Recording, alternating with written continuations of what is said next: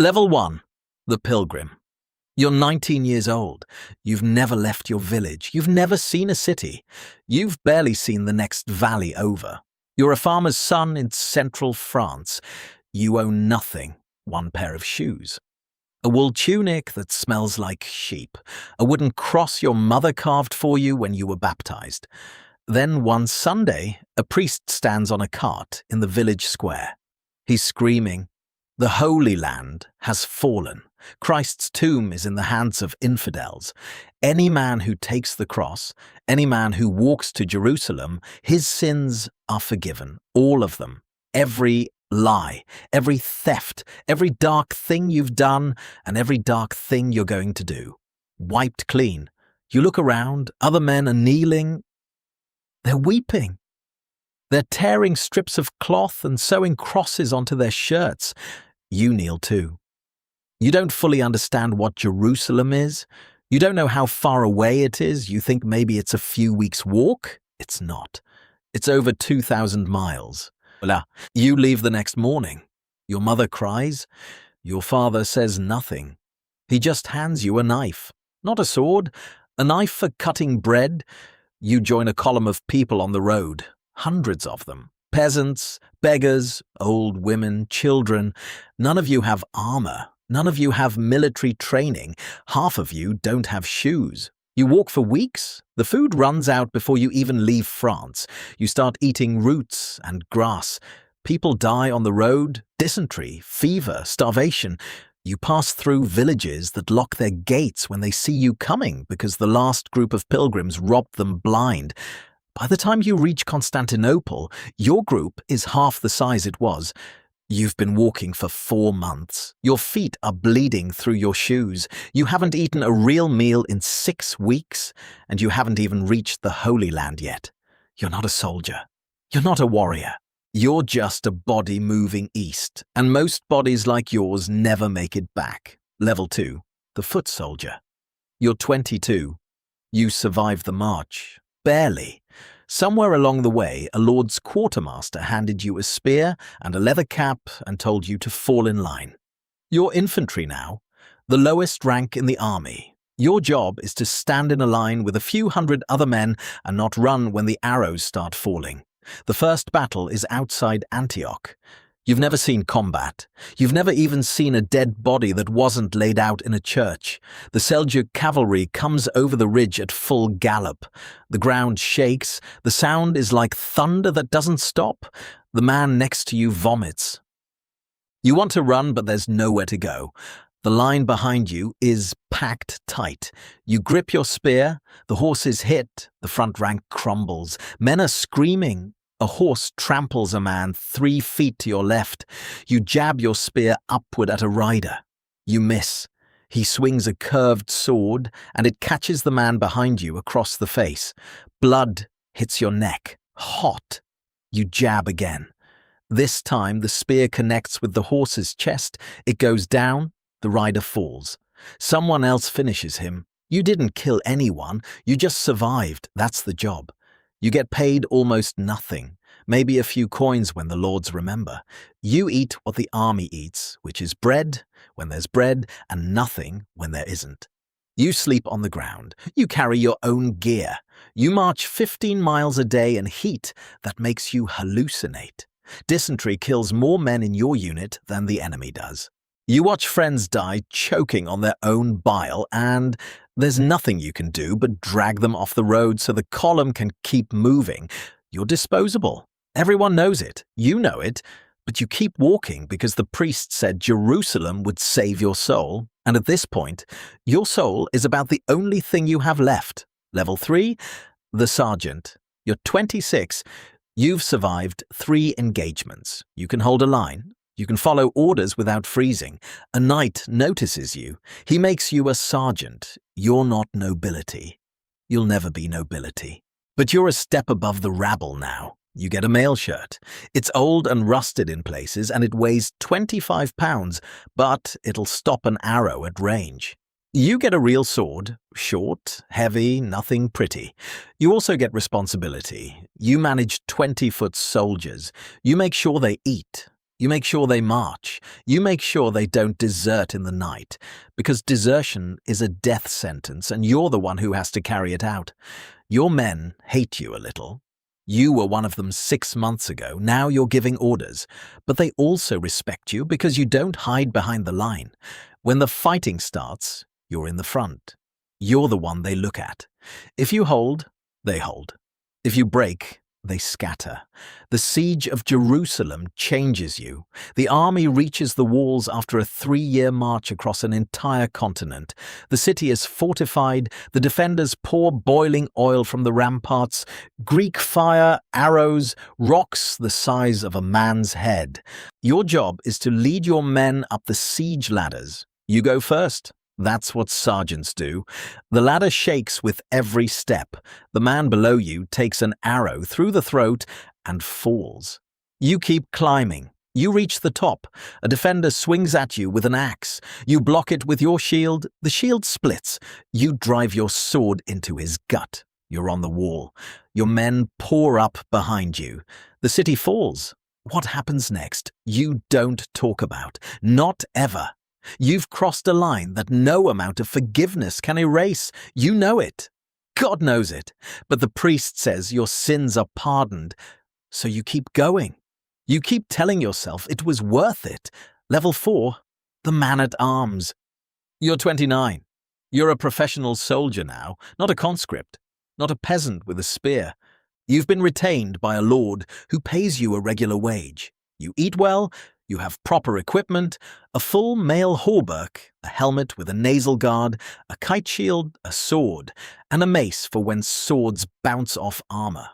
You ride a horse, not a war horse, those are for knights, but a good riding horse that keeps you off your feet during the long marches. Your job is to be the backbone of the Lord's fighting force.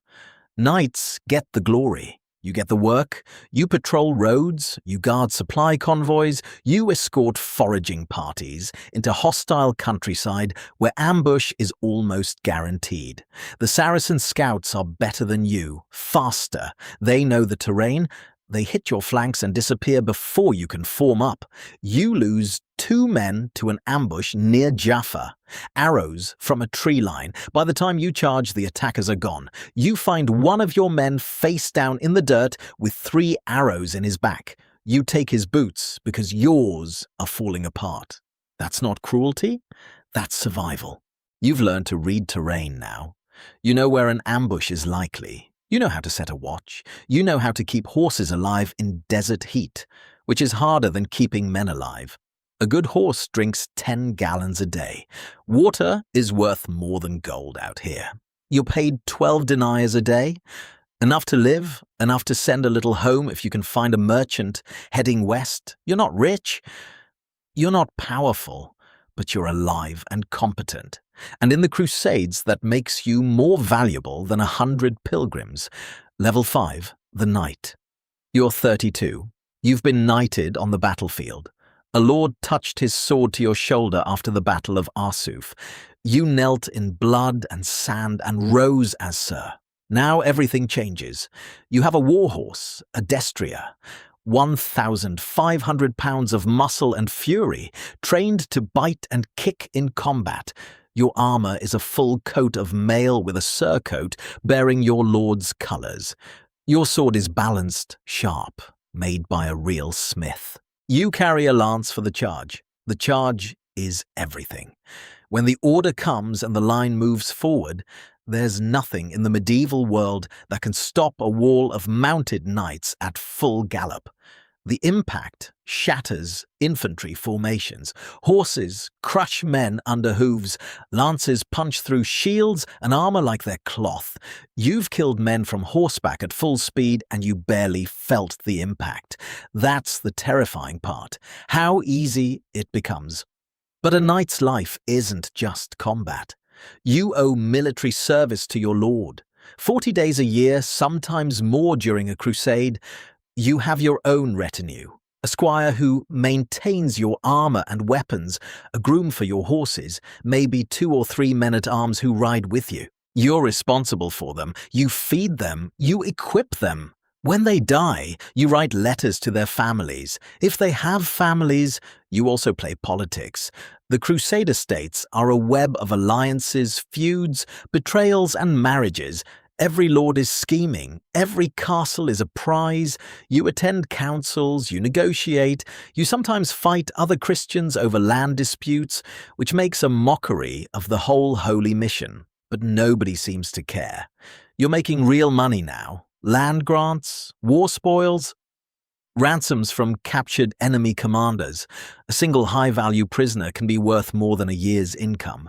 You're building something out here. Power, legacy, a name. But the desert is unforgiving and every battle could be your last. Level 6, the commander. You're 37. You lead 200 men. Knights, men-at-arms, sergeants, infantry, a full fighting column. You answer to a lord or a prince, but in the field, the decisions are yours. March or hold, attack or withdraw, who lives and who you sacrifice to buy time. The Battle of Hattin destroys everything you thought you knew. Saladin cuts your army off from water, the desert does the rest. Men collapse from thirst before the fighting even starts. You watch the greatest army in Christendom disintegrate in a single afternoon. Thousands captured, hundreds executed on the spot. You escape with 30 men. You ride through the night. You regroup behind the walls of Tyre. You don't sleep for 3 days. You just stare at the wall and try to understand how it all went wrong. Leadership in the Crusades isn't about bravery. Any fool can be brave. It's about water. It's about supply lines. It's about knowing when to fight and when to pull back. The commanders who survive are the ones who think like administrators, not heroes. You count barrels of grain. You calculate how far your horses can march without water. You negotiate with Venetian merchants for ship transport because marching overland is a death sentence. Glory gets men killed. Logistics keeps them alive. You've learned that lesson and it cost you half your men. Level 7, the Templar. You're 40? You've taken vows. Poverty, chastity, obedience. You've joined the Knights Templar, the most feared fighting force in the Crusader states. You own nothing. Everything belongs to the Order. Your white mantle with the red cross is your identity now. You sleep in a dormitory. You eat in silence. You pray 7 times a day. And you fight like a man who has already accepted death. Because you have. Templars don't retreat. That's not a suggestion. That's a rule. You hold the line until you die, or until the marshal gives the order to withdraw. The Saracens know this. They respect it. They also fear it, because a man who doesn't fear death is the most dangerous thing on a battlefield. But the Templars aren't just warriors, they're bankers. The Order controls a financial network that spans from London to Jerusalem. Pilgrims deposit money in Europe and withdraw it in the Holy Land. The Templars take a cut. They lend money to kings. They finance wars. The treasure houses are full of gold. You manage one of the Order's estates in the Kingdom of Jerusalem. You oversee farms, mills, venting operations. You collect rents. You manage hundreds of workers.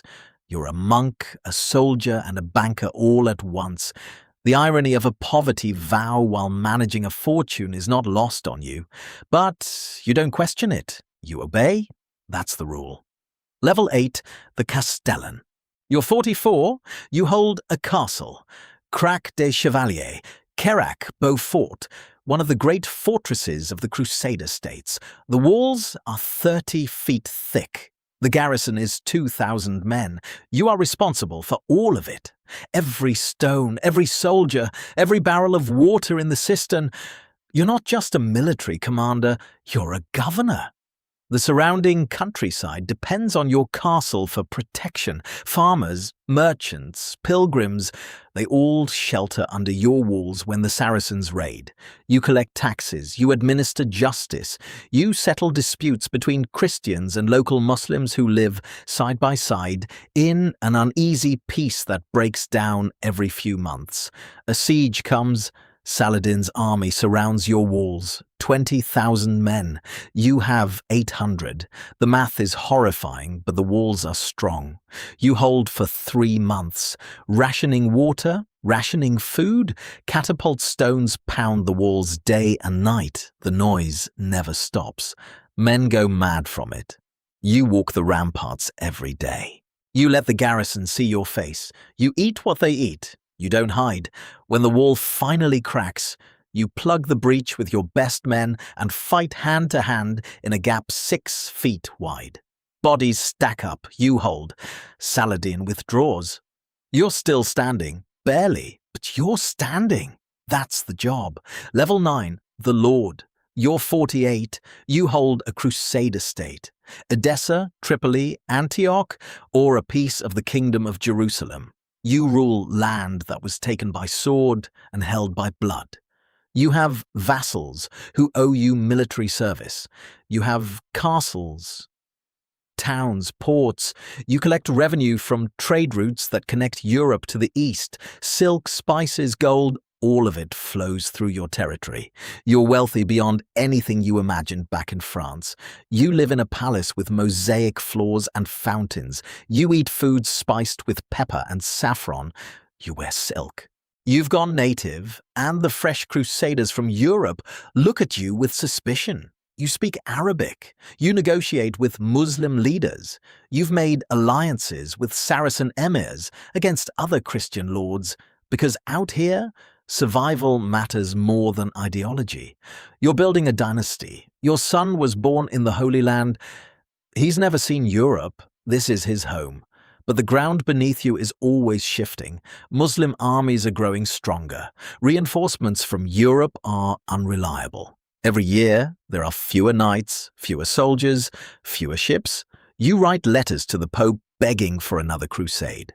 Sometimes one comes, sometimes it doesn't. You're ruling an empire built on sand, and you can feel it slipping through your fingers one grain at a time. Level 10, the King. You're the King of Jerusalem. The title sounds magnificent. The reality is a nightmare. Your kingdom is a strip of coastline 60 miles wide. You're surrounded on 3 sides by enemies. Your barons are constantly plotting against each other. Your allies in Europe send promises instead of armies. You sit on a throne in a city that every Muslim commander from Cairo to Baghdad wants to reclaim. You negotiate from weakness and pretend it's strength. You write treaties you know won't last. You smile at ambassadors while your treasury runs dry. You command the largest Christian army in the East, maybe 15,000 men at full muster. Saladin can field 30,000. You do the math every single day. Your coronation happened in the Church of the Holy Sepulchre. You knelt where Christ was buried. The weight of that is beyond description. You're not just a king. You're the guardian of Christendom's holiest site.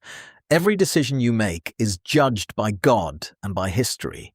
You build alliances through marriage. You send your daughters to wed princes you've never met. You trade blood for loyalty. You attend Mass every morning and pray for guidance that never comes clearly enough. When Saladin moves, you ride out to meet him. You put on your armor. You mount your horse. You carry the true cross at the head of your army because your men need to believe God is on their side. Maybe he is, maybe he isn't, but you ride forward anyway because that's what kings do. And if Jerusalem falls, if the walls crack, if the kingdom crumbles, history won't remember your reasons. It'll just remember that you were the one who lost it. This is the Crusades. You don't choose your rank. Your birth chooses it for you. The pilgrim and the king both bleed the same color. They both die in the same sand. The only difference is how many men they take with them, and 900 years later, the sand is still there. The blood is long gone, but the stories, the ones about faith and greed and power and death, those never stop being told. Because every empire falls, every throne crumbles, every name fades. But the war, the idea that God wants you to fight, that one never dies.